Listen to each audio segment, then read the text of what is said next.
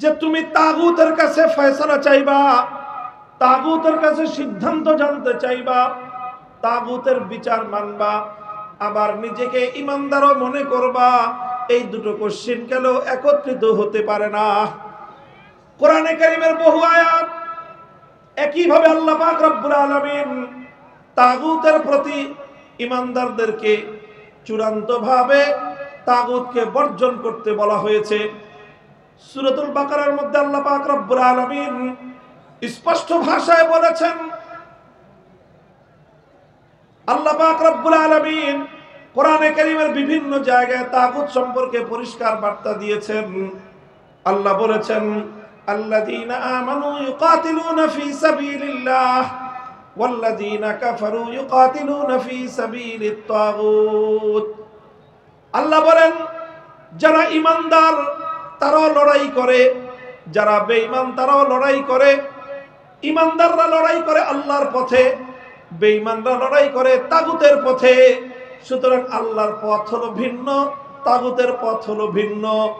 আলো এবং অন্ধকার যেমন একাকার হতে পারে না, আসমান আর জমিন যেমন একত্রিত হতে পারে না, ঠিক তেমনি ভাবে আল্লাহর উপর বিশ্বাস এবং তাগুতের উপর আস্থা বিশ্বাস, এই দুটো কোশ্চেন কেন একত্রিত হতে পারে না? যদি আপনি আমি ইমানদার হতে চাই, মুমিন হতে চাই, তাহলে পরিষ্কার আল্লাহর কোরআন পরিষ্কার সাফ সাফ আমাদেরকে বলে দিয়েছে যে তোমাদেরকে আল্লাহর উপর ইমানদার হতে হবে, আল্লাহর উপর বিশ্বাসকে অটল এবং অবিচল রাখতে হবে। একই সঙ্গে তাগুতকে তোমার অস্বীকার করতে হবে। তুমি যদি তাগুতকে অস্বীকার করতে না পারো, তাহলে তুমি তোমার ঈমান কোশ্চিনকালে আল্লাহর নিকট গ্রহণযোগ্য হতে পারে না। প্রশ্ন আসতে পারে, তাগুত কাকে বলা হয়? খুব সংক্ষিপ্ত আলোচনার মাধ্যমে আমি আপনাদের সম্মুখে তাগুতের সংক্ষিপ্ত পরিচয় তুলে ধরবো। এটাই আমার আলোচনার সর্বশেষ পয়েন্ট। মুহতারাম হাজিরিন, যুগে যুগে কোরআনে কারীমের যত মুফাসসিরিনগণ তাফসীর লিখেছেন, কোরআনে কারীমের তাফসীর করেছেন, তারা সকলেই তাগুতের পরিচয় তুলে ধরেছেন। সকল মুফাসসিরিনদের আলোচনাকে যদি একত্রিত করা হয়, তাগুত সম্পর্কে মুফাসসিরিনগণ যেই ব্যাখ্যা, যেই বিশ্লেষণ, তাগুতের যেই ডেফিনিশন এবং তার যে সংজ্ঞা তুলে ধরেছেন, তার সারমর্ম হলো এই: তাগুত কাকে বলা হয়? তাগুত বলা হয় আল্লাহ পাক রব্বুল আলামিনের জন্য যেই স্থান, যেই আসন নির্ধারিত, আল্লাহর জন্য যেই মর্যাদাটা নির্ধারিত, আল্লাহর জন্য নির্ধারিত আসন যদি কোনো গায়রুল্লাহকে দেওয়া হয়, কোনো গায়রুল্লাহকে যদি আল্লাহর জন্য নির্ধারিত আসনে বসানো হয়, সেই গায়রুল্লাহকেই বলা হয় তাগুত। কথা বোঝা গেল? যেমন ছোট্ট একটা দৃষ্টান্ত দেই, আপনার প্রশ্নের জবাব দিয়ে দৃষ্টান্তটা বুঝতে সহজ হবে। বলেন তো, এই মহাবিশ্বের মধ্যে ইবাদতের উপযুক্ত একমাত্র কে? আরো জোরে বলেন, মহাবিশ্বের মধ্যে ইবাদতের উপযুক্ত একমাত্র কে? আল্লাহ। ইবাদতের উপযুক্ত একমাত্র আল্লাহ। এখন এই আল্লাহর জন্য যেই ইবাদত, সেই ইবাদত যদি আল্লাহর জন্য না করে কোন গায়রুল্লাহর জন্য কেউ ইবাদত করে, তাহলে যেই গায়রুল্লাহর জন্য ইবাদত করা হবে সেই গায়রুল্লাহকে বলা হয় তাগুত। আরো স্পেসিফিক দৃষ্টান্ত বুঝেন। যেরকম কোরআনে কারীমের মধ্যে সে যুগের কথা বলা হয়েছে, সেই যুগে কিছু মানুষ আল্লাহকে বাদ দিয়ে লাত, মানাত, উজ্জা, হুবাল এই সকল দেবদেবতার পূজা করত, এই সকল দেবদেবতার ইবাদত করত। ইবাদতের উপযুক্ত একমাত্র কে? জোরে বলেন, কে? যখনই কোনো মানুষ আল্লাহকে বাদ দিয়ে লাত, মানাত, উজ্জা, হুবাল দেবতার ইবাদত করলো, তখন লাত, মানাত, উজ্জা, হুবাল এই দেবতাগুলোকে আল্লাহর জন্য নির্ধারিত আসনে সমাসীন করা হলো। আল্লাহর জন্য নির্ধারিত আসনে সমাসীন যাকেই করা হয় তাকেই তাগুত বলা হয়। যখন কেউ লাতকে পূজা করে তখন লাতকে বলা হয় তাগুত। যখন কেউ মানাতকে পূজা করে মানাতকে বলা হয় তাগুত। যখন কেউ উজ্জা বা হুবলকে পূজা করে তখন উজ্জা বা হুবলকেই বলা হয় তাগুত। বর্তমান যুগের মানুষ লাত, মানাত, উজ্জা, হুবলের পূজা করে না। আজকের যুগের কিছু মানুষ তারা সরস্বতীর পূজা করে, আজকের যুগের কিছু মানুষ দুর্গার পূজা করে, আজকের যুগের কিছু মানুষ তারা কালীর পূজা করে। আল্লাহকে বাদ দিয়ে বিভিন্ন দেব দেবতার পূজা করে। যখনই কোনো মানুষ আল্লাহকে বাদ দিয়ে কোন দেব দেবতাকে পূজা করলো, আল্লাহকে বাদ দিয়ে দুর্গার ইবাদত করলো, তখন দুর্গাকে বলা হয় তাগুত। আল্লাহকে বাদ দিয়ে সরস্বতীর ইবাদত করলো, সরস্বতীকে বলা হয় তাগুত। আল্লাহকে বাদ দিয়ে কালীর ইবাদত করলো, কালীকে বলা হয় তাগুত। অর্থাৎ যে আসন একমাত্র আল্লাহর জন্য নির্ধারিত, সেই আসনে যদি কোনো গায়রুল্লাহকে বসানো হয়, সেই গায়রুল্লাহকেই বলা হয় তাগুত। তাগুতের পরিচয় বুঝতে পারলেন? এতক্ষণ পর্যন্ত আমি যেই তাগুতের কথা বললাম, এটা হলো ইবাদতের ক্ষেত্রে তাগুত। ঈমানের জন্য অপরিহার্য জরুরি বিষয় হলো প্রত্যেকটা মুমিনকে, প্রত্যেক ব্যক্তিকে একত্ববাদ তথা তাওহীদকে বিশ্বাস করতে হবে। তাওহীদ হলো ঈমানের সবচেয়ে গুরুত্বপূর্ণ বুনিয়াদ। ঈমানের সবচেয়ে গুরুত্বপূর্ণ বুনিয়াদ কি বললাম? বলেন কি? তাওহীদ। তাওহীদ মানে কি? একত্ববাদ। তাওহীদ মানে কি? একত্ববাদ। এই একত্ববাদের একটা অংশ হলো তাওহীদ ফিল ইবাদাহ। ইবাদতের মধ্যে আল্লাহর একত্ববাদকে মানতে হবে। ইবাদতের একমাত্র উপযুক্ত কে? জোরে বলেন, ইবাদতের একমাত্র উপযুক্ত কে? ইবাদতের উপযুক্ত একমাত্র আল্লাহকে বিশ্বাস করা, ইবাদতের উপযুক্ত একমাত্র আল্লাহকে স্বীকার করা, ইবাদতের উপযুক্ত একমাত্র আল্লাহকে মান্য করা, এটাকে বলা হয় তাওহীদ ফিল ইবাদাহ। আল্লাহকে বাদ দিয়ে যখন কোনো গায়রুল্লাহর ইবাদত করা হয়, এটাই হলো শিরক। আর যেই গায়রুল্লাহর ইবাদত করা হলো তাকেই বলা হয় তাগুত। ইবাদতের মধ্যে যেরকম তাওহীদকে বিশ্বাস করতে হয়, ঠিক তাওহীদের আরেকটা গুরুত্বপূর্ণ অংশ হলো তাওহীদ ফিল হাকিমিয়াহ। হাকিমিয়াতের অর্থ হলো এই আসমান এবং জমিন সহ মহাবিশ্বের মধ্যে মাখলুকাতের জন্য, সকল সৃষ্টি জগতের জন্য আইন তৈরি করবার, বিধান তৈরি করবার একমাত্র অধিকার কার? চিৎকার করে বলেন, এই মহাবিশ্বের মধ্যে আইন এবং বিধান তৈরি করবার চূড়ান্ত ক্ষমতা একমাত্র কার? এই মহাবিশ্বের মধ্যে ইবাদতের উপযুক্ত একমাত্র কে? ইবাদতের উপযুক্ত যেমন একমাত্র আল্লাহ, ঠিক তদ্রূপ মহাবিশ্বের মধ্যে আইন এবং বিধান তৈরি করবার একমাত্র অধিকার কার? একমাত্র অধিকার হলো আল্লাহর। ইবাদতের উপযুক্ত একমাত্র আল্লাহ, এটাকে বলা হয় তাওহীদ ফিল ইবাদাহ, ইবাদতের তাওহীদ। ঠিক তদ্রূপ আইন এবং বিধান তৈরি করবার ক্ষেত্রে চূড়ান্ত ক্ষমতা একমাত্র আল্লাহর, এটাকে বলা হয় তাওহীদ ফিল হাকিমিয়াহ, অর্থাৎ আইন তৈরি করবার, বিধান তৈরি করবার তাওহীদ। এবার আমি আপনাদেরকে জিজ্ঞাসা করি, কোন একজন মানুষ যদি আল্লাহরও ইবাদত করে আবার দুর্গারও পূজা করে, লোকটা ঈমানদার না বেঈমান?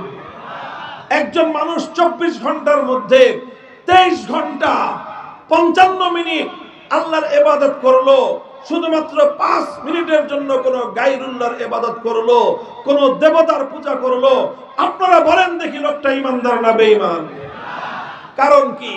সে তো 23 ঘন্টা 55 মিনিট অথবা 23 ঘন্টা 59 মিনিট সে একমাত্র আল্লাহর ইবাদত করলো, আর একটা মিনিট শুধুমাত্র আল্লাহকে বাদ দিয়ে কোনো গায়রুল্লাহর ইবাদত করলো। এরপরে কি লোকটা ঈমানদার থাকতে পারে? কেন থাকতে পারবে না? কারণ ঈমানের সঙ্গে কোনো শিরক গ্রহণযোগ্য হতে পারে।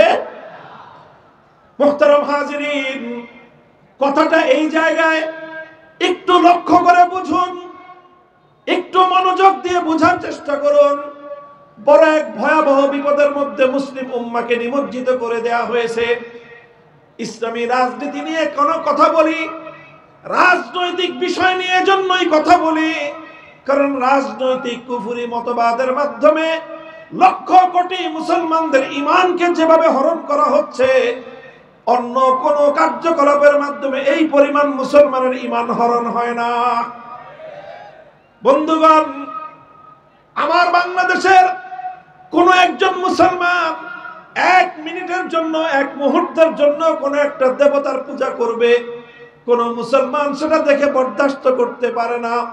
কারণ প্রত্যেকটা মুসলমান এই কথা জানে যে ইবাদতের একমাত্র উপযুক্ত হলো আল্লাহ। আল্লাহকে বাদ দিয়ে কোন গায়রুল্লাহর যদি পূজা করা হয়, তাহলে এক মুহূর্তের জন্য কোন গায়রুল্লাহর ইবাদত করলে একজন মানুষ আর কিছু হলেও হতে পারে, ঈমানদার থাকতে পারে না। কিন্তু বড় দুঃখ এবং পরিতাপের বিষয়, ইবাদতের উপযুক্ত যেরকম একমাত্র আল্লাহ, ওই এক আল্লাহকে বাদ দিয়ে গায়রুল্লাহর ইবাদত করলে যেরকম মানুষের ঈমান থাকে না, ঠিক তদ্রূপ মানব জাতির জন্য, বিশ্বের জন্য, গোটা মাখলুকাতের জন্য আইন এবং বিধান তৈরি করবার একমাত্র অধিকার কার? এটাও তো তাওহীদ, এটাও তো আল্লাহর একত্ববাদ। অথচ অসংখ্য অগণিত মানুষ ইসলামের নাম ধারণ করে, অসংখ্য অগণিত মানুষ 5 ওয়াক্ত নামাজ পড়ে, অসংখ্য অগণিত মানুষ বছর বছর হজ করে, প্রতি বছর রোজা রেখে, অসংখ্য অগণিত মানুষ মাথায় টুপি পরে, মুখে দাড়ি রেখে, তারা তাওহীদ ফিল হাকিমিয়্যার বিশ্বাসকে লঙ্ঘন করে আল্লাহর আইনের জায়গায় গায়রুল্লাহর আইনকে সমান মর্যাদা দিয়ে তারা তাদের ঈমানকে ধ্বংস করে বেঈমান আর মুশরিকে পরিণত হচ্ছে। এই বিষয়ে কোনো কথা নাই। এই বিষয়ে কথা বলতে গেলেই আমাদের টুটি চেপে ধরবার চেষ্টা করা হয়। এই বিষয়ে মুসলমানদেরকে সতর্ক করতে গেলেই বলে যে হুজুররা ওয়াজের মাঠে রাজনীতি করবেন না। আমরা তো রাজনীতি করতে চাই নাই, কিন্তু যখন আমরা দেখি রাজনীতির মাধ্যমে সরল প্রাণ মুসলমানদের ঈমান হরণ করা হয়, তখন সেই কুফরি রাজনীতির বিরুদ্ধে কথা বলা আলেমদের ফরজ। সেই কুফরি রাজনীতির বিরুদ্ধে তখন কথা বলা, উম্মতকে সতর্ক করা প্রত্যেকটা ঈমানদার আলেমের দায়িত্ব এবং কর্তব্য হয়ে দাঁড়ায়। মুহতারাম হাজিরিন, এই কথা অনেক লম্বা দীর্ঘ একটা আলোচনার বিষয়। রাত গভীরে এত সূক্ষ্ম বিষয় দীর্ঘ আলোচনা করবার কোনো সুযোগ আমার নাই। আমি শুধু আল্লাহর পয়গম্বরের একটি হাদিসের উদ্ধৃতি দিচ্ছি আপনাদেরকে, বিষয়টা একটু বোঝানোর জন্য। লক্ষ্য করে বুঝেন, এরপরে আলোচনা সমাপ্ত হবে। হযরতে আদী ইবনে হাতেম রাদিয়াল্লাহু তাআলা আনহু আল্লাহর নবীর একজন জলিলুল কদর সাহাবী, অতি উচ্চ মর্যাদা সম্পন্ন একজন সাহাবী। নাম হলো তার আদী, তার বাবার নাম হাতেম তাই। আমরা হাতেম তাইয়ের নাম শুনেছি, বিশ্ববিখ্যাত, পৃথিবীর মধ্যে একজন দানবীর। আজও পর্যন্ত পৃথিবীতে দান এবং মানুষকে উপকার করার ক্ষেত্রে এক কিংবদন্তি নাম হলো হাতেম তাই। এই হাতেম তাইর ছেলে ছিলেন আদী ইবনে হাতেম। আদী ইবনে হাতেম তিনি তার গোত্রের একজন সর্দার ছিলেন, প্রধান ছিলেন। তারা খ্রিস্টান জাতি ছিলেন। সেই আদী ইবনে হাতেম আল্লাহর নবীর কাছে আসলেন নবীজির সঙ্গে দেখা করতে। নবীজির কাছে এসে দেখেন যে আল্লাহর নবী কোরআনে কারীমের সূরাতুল বারাতের আয়াত তেলাওয়াত করতেছেন।